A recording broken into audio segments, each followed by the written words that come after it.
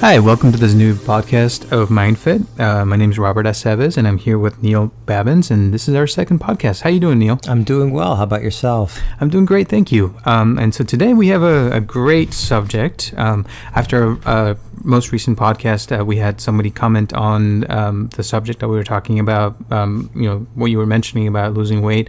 And somebody asked us a question about how can someone, avoid those obsessive behaviors of sometimes in this case with food, or if we have thoughts that we can't control. And so today we're going to be talking about that. And before we do that, Neil, tell us about your week. How was your week? My week was wonderful, actually. It was I was working a lot and had a very relaxing weekend, actually. Of course, I went to Disneyland, as I usually do, and what else did I do? I got some things done around the house. It was very, very peaceful, actually. Really kickback. That's awesome. Yeah, I had a really good week as well. I also went to Disneyland. I know we both love Disney, so we share that love. Yeah. And so let's get into the subject. What do you think about that question that we got? Well, it's an interesting question. I get asked it a lot. In the process of healing yourself, so to speak, what do you do when you get overtaken by impulsivity and you end up wanting to go back to old behaviors or patterns? And how do you handle that situation? It's a good question, and there's not really a simple answer, but I think basically it's a question at the beginning stages of being able to quarantine, or isolate that part of yourself that gets impulsive and recognize it before it jumps into the director's chair, if you will, before it takes over. Right. So you got to see it coming. And part of the healing process is to identify what the origin is so that you can see what the source of the issue is, and you can feel it getting activated inside your body. You can feel the feelings coming up, and you may not have the resources to stop it, but at least you have the resources to recognize it coming. And at that moment, you have to take action, mindfully take action, to prevent yourself from doing what you impulsively would do. Because most people, when they say I get impulsive, what they mean is they get suddenly overtaken by a part of themselves that they feel they have no control over. And the reason they feel they have no control is because they don't see everything that precedes it. All they see is, perhaps one little trigger. Oh, someone said something that upset me, and boom, there I went. I devoured the pizza. Or I went out for drinks, or whatever it is. Yeah. They don't see the in-between. They don't see what the trigger actually activated. It wasn't the person who said it to you. It was something else going on inside of you that got activated, that came from a long time ago. And it's usually something that's not under our control, right? It just happens. It just happens, right? Because life happens. Life keeps lifing, and Right. It doesn't stop. In fact, 24/7, we're being activated by things all around us, and recognizing those activations and being able to see what we normally do to try to keep them at bay. Is really where the key is, because most people will have a feeling and they'll try to push it away, or they'll try to pretend it's not there, or they'll try to crack jokes and be funny so they don't feel vulnerable. They'll do whatever they normally do, and then the impulse comes in, Right. So and they say, oh, suddenly I just got this craving to go out and and do this and do that, or someone said something that really upset me. And I was like, I just got to get over this. So I just went out and had a drink. And I know I'm not supposed to drink, but I did. And they don't get in touch with everything that happened from the moment of activation to the moment of so-called impulsivity. They see it as one line, when really it's a bunch of segments. And so breaking down the pattern is the key, so that you could mindfully tell your beast.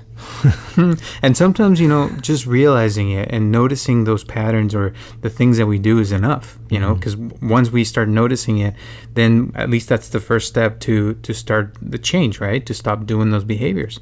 Absolutely. That's the first step, is recognizing, first of all, that there is a pattern. Right. And secondly, starting to see what it is. And even if it's rational at the beginning, a lot of people have a thing about rationalize. Don't rationalize, but if you have to think about it first, that's fine. If you can see that there's a pattern, then you can start to break it down piece by piece. But at least knowing that you're not out of control. You are not the impulse. You are not the problem. The problem is a part of you. And it's only a part of you. And it's actually doesn't make up all of you. It's just one little segment of who you are. And it usually comes, and I kind of like this metaphor, usually comes after the equation sign of a long mathematical emotional equation.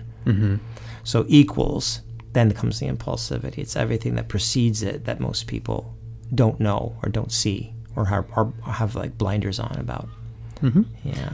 So tell me, how can we help some people with this? And are there some practical things we can do to avoid those behaviors? Or like for example, someone who's obsessively thinking about something or someone, I've met several people in my practice with people that come to my office and they just can't stop thinking about someone or something, and they're obsessing about, like there's a couple that I'm treating right now, and the husband is constantly obsessing about his wife doing meetings with friends, and because they're male, and he has this jealousy that just comes in and he can't control it, to the point where he's hit his wife in the past, and he doesn't want to do that anymore, but he can't control the thoughts that come to his mind. And so is there anything that you would recommend to this person? Yeah, I would recommend, we all have a part of ourselves that I call the ruminator or the overthinker, and just like the impulse part is a part of us, so is the ruminator. So what it really boils down to is isolating yourself, or separating yourself rather, from all the parts of you that make up you, so that when you notice that you're having these obsessive thoughts, catch that part of you having them.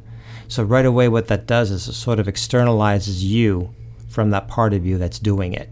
So it's not you. You're not saying, I have these obsessive thoughts. There's a part of me that thinks obsessively. So you say to that part of you, hey, I notice you're back. Nice to see you. Nice to see you. Nice to see you. Don't be mean to it. Right. You yell at a friend, what's he going to do? He's going to get angry. He's going to either be hurt or come back with a vengeance, So just be nice to him and say, I notice you're back. You're thinking about those male friends again, about my wife or about whomever it is. And I wonder what would happen if you stopped for a minute or just slowed down for a second. Just literally talk to that part of yourself compassionately and with, curiosity and a connectedness between you and that part of you, and say, I notice you're back. What will happen if you just stop for just a little bit? Just give me a breather. And see what I'm feeling underneath that. If I can get in touch with the feeling that's underneath that. And the man might say to you, well, I'm feeling jealous. You might think he's being honest. Well, jealousy is a feeling, but jealousy is a convoluted feeling. What are you feeling underneath the jealousy? And if you can get in touch with a feeling, you could allow that feeling just to be there. Right, and then the thoughts the ruminator might say, okay, I guess you've got this. I can leave you alone, because what the ruminator is actually doing, the thoughts that you're talking about, the obsessive thoughts, are really taking you away from that feeling, so you don't have to be with it. Because if I overthink something, first of all, I can't control what I'm thinking about. I can't control the outcome of what I'm thinking about. Yeah. That's really important to know that we can't control everything. That things will happen, and we can't be, trying to control everything all the time. Otherwise, we get anxiety. We start getting more obsessive about the problem because we think that we have control, but we really don't. And understanding that is important, I think. What do you think? Absolutely. A ruminator part of us tends to think that if I think about this long enough, I'll figure it out. Right? I'll make it go away. And I think this has happened to everybody, by the way. Of course, we all have a ruminator in there. We all do. It's a very common, very, very common part of us. And I don't think I've met anybody who doesn't have it. Right. To some extent. So but the idea is that when it comes to anxiety, you brought up a good word, anxiety, rumination, overthinking, usually that's a part of us that's trying to distract us in some way, because it's having us focus on things that we cannot control, things that are probably not entirely true, and things that are very exaggerated and very absolutist in thinking, very black and white thinking. Rumination takes us away from what we're actually experiencing, and it tricks our mind into thinking that the rumination itself is the truth. So then we start to act on the rumination. Oh, I better check my wife's phone. I better have a talk with her when she gets home. I don't like this, and that ends up in an argument, and that just disconnects you even more. So yeah, absolutely. It's like anxiety. It's designed to take you away from what's really going on. Mm-hmm. Because, the old adage, 9.5 times out of 10, what we worry about is not going to happen. Mm-hmm. And probably isn't true. Yeah. So another thing that you mentioned is when you said stop, mm-hmm. I read once, which is kind of funny, but if you imagine or visualize an actual stop sign in your mind when the things are happening, mm-hmm. That could be one way to stop that pattern. It's kind of stupid, but I think doing something different that's out of the pattern while the pattern is happening could disrupt the pattern. I don't know what you think about that.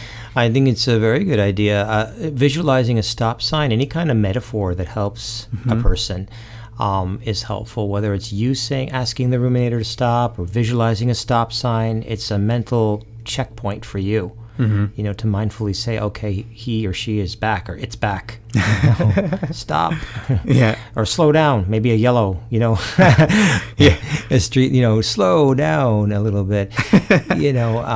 And I should say also that some people have asked me as well. Well, what happens if it won't stop? I mean, mm-hmm. I ask it to, and it won't stop. I think it's important to address. It's that it might not at the beginning, because rumination or anxiety doesn't trust that you've got it. Mm-hmm. And it feels it has to be there for you. Mm-hmm. It's kind of like people often say, if I don't worry about anything, I'm worried that I'm not worried about anything. It's because it's like an old friend. It's like an old protective shield that, makes you worry about stuff that probably doesn't matter, but you have yourself tricked into thinking that it matters. And that's like an old friend. At least it's comfortable. It's a comfortable discomfort. Mm-hmm. So it might not leave. Because it's like, why? I've been crashing on your couch now for years. You just want me to pick up and go? I mean, I want to make sure you're okay, and you have to convince it that, no, I've got this. Yeah. I've got this. I'm okay. Mm-hmm. And even if you don't feel you're okay, do it slowly then. That's why we say slow down and not just stop. So what are some of the things that work for you when you have this type of obsessive thinking and you're like, oh, you've had in the past? Definitely had it in the past. Yeah, we all have. I'm pretty sure. Yeah. Well, I've gotten to a point now where I can catch myself doing it rather quickly. Mm-hmm. So I sort of what I do is I give myself a time limit. Mm-hmm. I say, okay, if you're going to do this, if you're going to be here, if you're going to sit on my lap and ruminate over this ridiculous, or maybe not ridiculous, I'll give you a minute. I'll give you 2 minutes. As soon as this video is over, from watching YouTube or whatever, as soon as this thing is over, we have to go back to what we were doing. We have to stop the rumination. Mm-hmm. Or sometimes I stop at mid-sentence in my head and say, okay, you know what? I've got this. What am I really feeling here? But I'm a little bit more along the line of, I've been doing it for a while. So what works for me is literally just telling myself to stop or focusing on what I'm feeling, or focusing on what I was doing before. So getting myself back on track, either, physically or emotionally, just asking myself, what am I feeling? What's really going on here? Mm-hmm. Not what am I feeling about what I'm ruminating about, because that's a trick people get into. Well, I'm feeling jealous. No. Not how you're feeling about what you just told yourself when you're overthinking. What are you feeling underneath the overthinking? What's going on in your body? Your body, exactly. Okay. Right.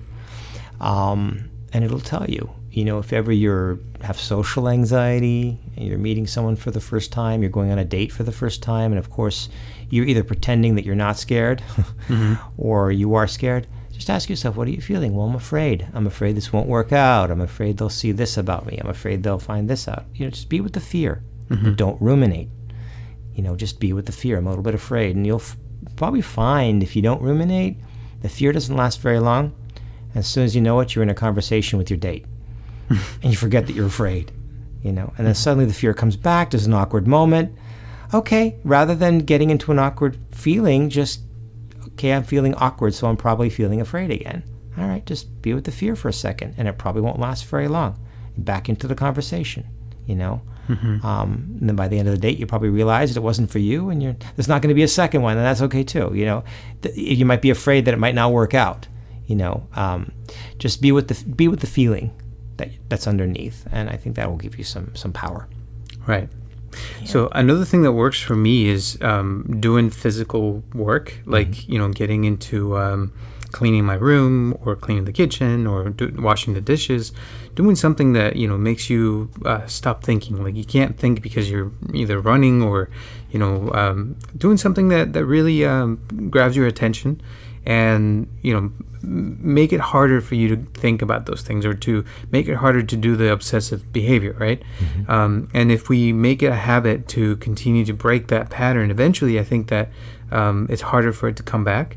And like you said at the beginning of this podcast, the triggers, what things trigger us, and see if we can realize what those things are, so we can either avoid them or do something to make sure that when they come, we have, like a plan B or something that we can do to work with that. What do you think? Absolutely. I think at the beginning stages, which people have asked about, what do I do to control the impulses, is have an adaptive distraction, because the maladaptive ones are the ones we don't want to go to, but like something like cleaning your room, exactly, or working on the computer, or whatever it is you've got to get done, house cleaning, something you enjoy, going for a run, something adaptive that will take you away for a moment so that you don't become overwhelmed with the triggers, with what's been triggered. That's a really good way to start. And going forward from that, if all you do is distract yourself, then over time, I warn people that just distracting yourself is still going to leave the feelings there unexplored. So ultimately, just like I said about weight, after I lost all the weight, sure, there was a time where I spent 6 days a week in the gym. Of course, because that was what I did to distract myself from the same feelings I had felt that got me to be close to 300 pounds at one point. So eventually I had to start looking at what was underneath the working out and what was underneath the consumption of food. I had to look at both. And eventually the pendulum swings somewhere in the middle. So, but absolutely, getting your mind onto something else, like you said, is a great first start. A great place to start, yeah. Okay. And I think that's a really good subject for the next podcast, by the way. Oh, yeah. We should talk about those things that you were saying. The pendulum? The deeper part of it. But for now, let's see, are there any other things you recommend for someone who's going through this patterns of obsessive behaviors? First of all, stop shaming yourself. The shame cycle is one of the things that keeps this pattern in place.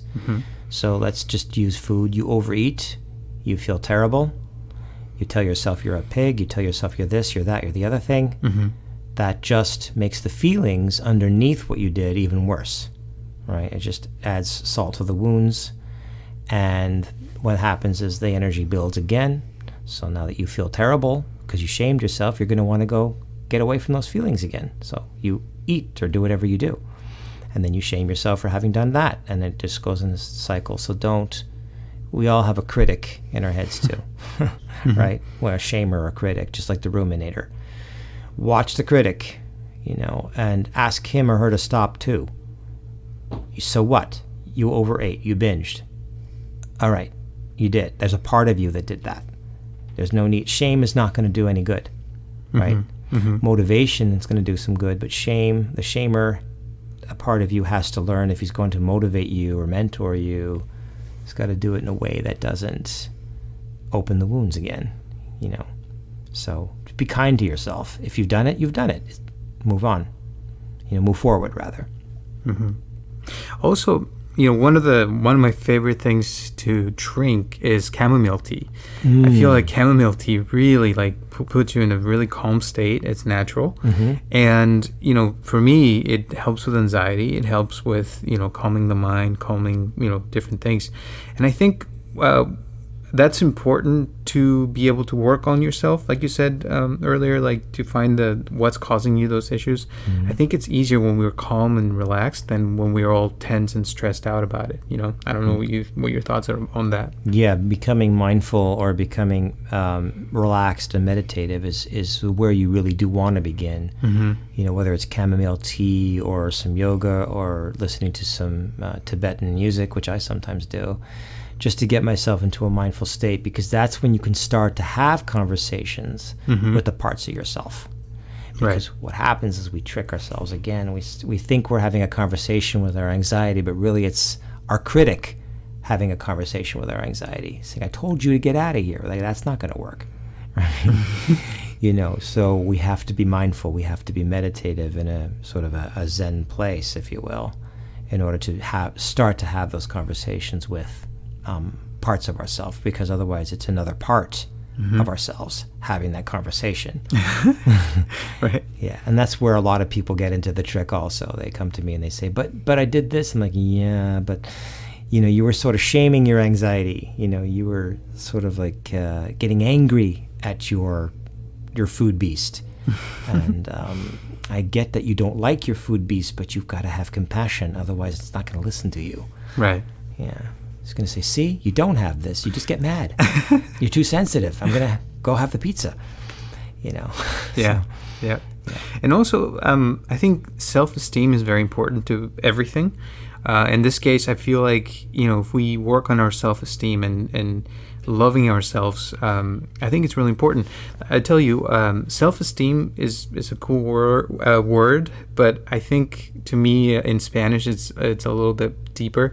It means autoestima, which means to estimate yourself. Like, how much self-worth do you have? How much do you feel that you're worth inside, and how much do you love yourself? And I think that when we can work on loving ourselves more and increase that love, I feel like we can help ourselves to feel less the need to control others or to have those behaviors. I don't know how you feel about that. Mm-hmm.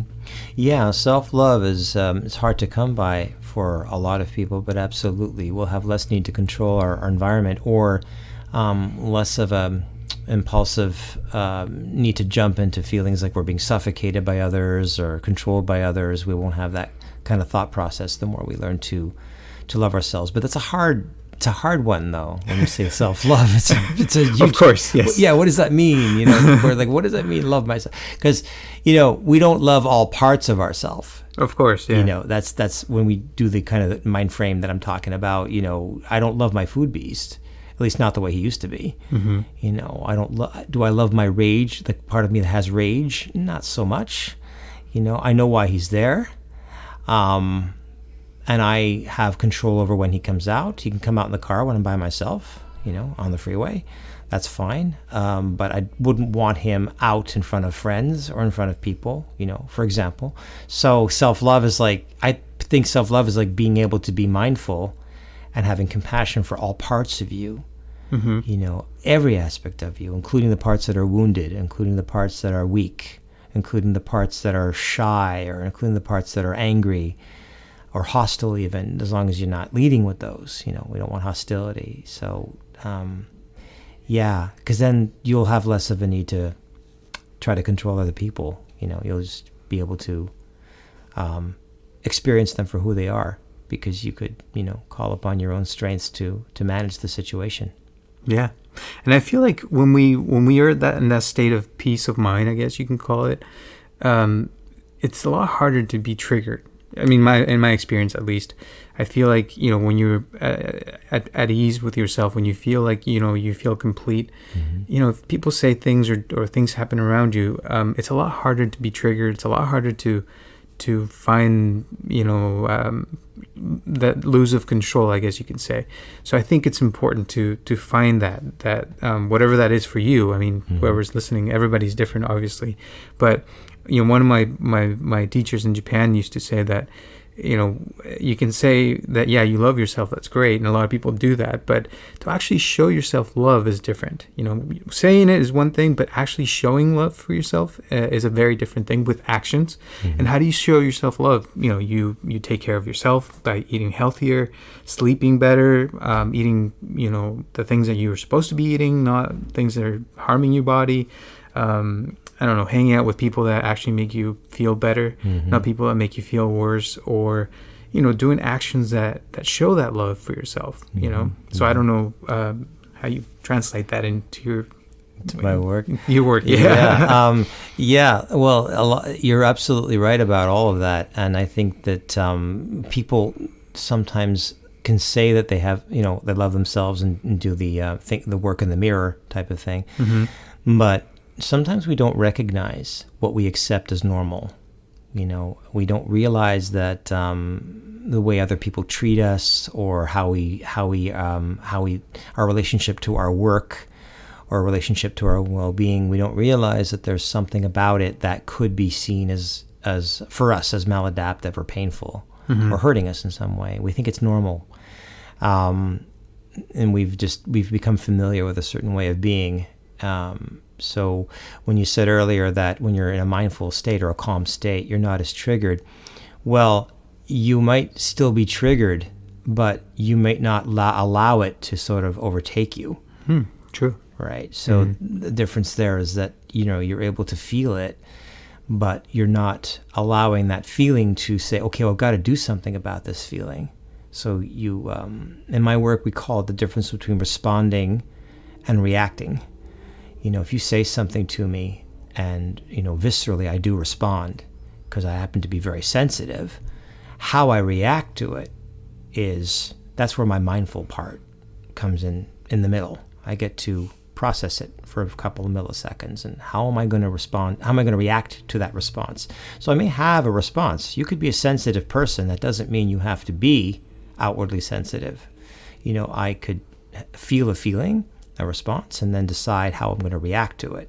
What am I going to say? What am I going to do? Am I going to do anything? Or am I just going to be with that response, that feeling, and just let it sort of, dissipate? Right. Calm it. Yeah. That's very deep. Yeah. I mean, cool. Yeah, it can get deep. Yeah. All right. Well, I think we've gotten to the end of this podcast. It's getting a little long, but we are going to hold on that thought for the next podcast, and we're going to be talking about the pendulum thing that you were mentioning earlier. Right. And so thank you for your time. Any last words before we finish, Neil? No, just be kind to yourself. Tell your critic and your ruminator, Yeah. I say, it's important to know that you're important, and to know that you can't control everything, but the one thing you can control is how you react to the world, and yourself, and what you do on a regular basis to keep yourself fit, with your mind, and keep a stable emotional happiness. I think that's what everybody wants is to be happy. So that's the goal of this podcast, and we'll be seeing you next week at the same time. Yeah. And thank you so much for your time, and talk to you all later. Yeah, thank you.